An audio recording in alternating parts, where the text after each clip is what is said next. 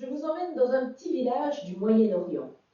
Un petit village aux maisons de pierre sèche, situé tout au bord d'une falaise, au-dessus d'un grand canyon.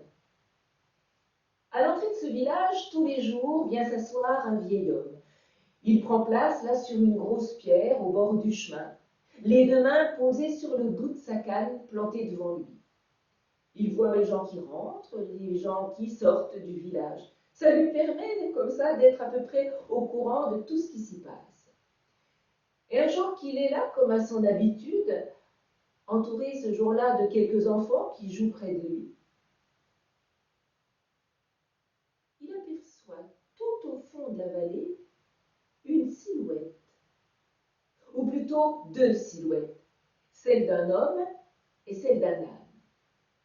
Pour parvenir du fond de la vallée jusqu'à l'entrée du village, le chemin est particulièrement long, particulièrement escarpé.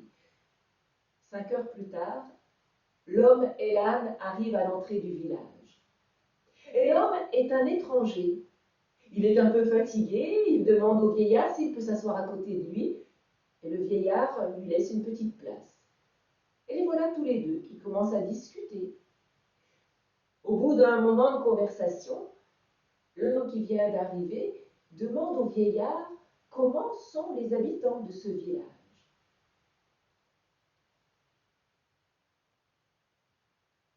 Dis-moi plutôt, l'étranger, comment étaient les habitants du village que tu as quitté? Ah, comment ils étaient? Ah, ne m'en parle pas de ces gens-là. Ah, je ne veux plus en entendre parler. Non, mais des gens inintéressants au possible. Des gens mesquins, jaloux, toujours à se mêler de ce qui ne les regardait pas. Par contre, si tu avais besoin un jour d'un coup de main, alors là, il fallait se lever tôt le matin. Hein, là, il n'y avait plus personne. Non. Ah non, non, mais des gens inintéressants, je te dis, inintéressants. Je ne veux plus en parler, je suis partie et je suis bien content. Je pense que tu rencontreras les mêmes ici. Et sur ces dernières paroles, l'étranger se lève, il reprend la longe de son âne et ma foi, il continue le chemin et il rentre dans le village. Quelques jours plus tard, notre vieil homme est à nouveau là, assis sur cette grosse pierre, les deux mains posées sur le bout de sa canne plantée devant lui et entouré des mêmes enfants.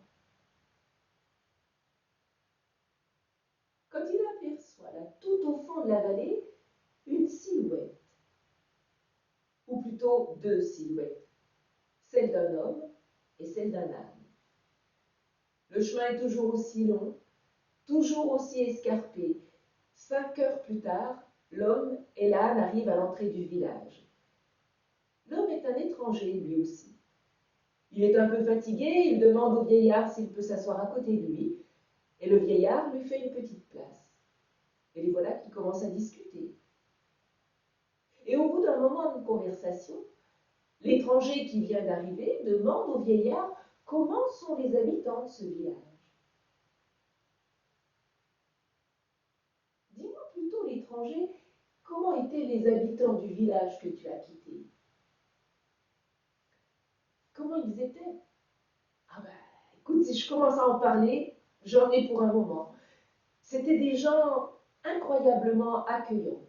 C'est vrai, quand je suis arrivée là-bas, j'ai eu l'impression que toutes les portes s'ouvraient. Des gens chaleureux, sympathiques, attentifs aux autres. Oh, ils travaillaient, c'est vrai, beaucoup, mais ils avaient aussi le sens de la fête. Tu vois, là-bas, je me suis fait plein d'amis. Et j'ai l'impression que même en repartant là-bas pendant très longtemps, j'aurais l'impression de les avoir quittés la veille au soir. Oui, c'était vraiment des gens fort sympathiques.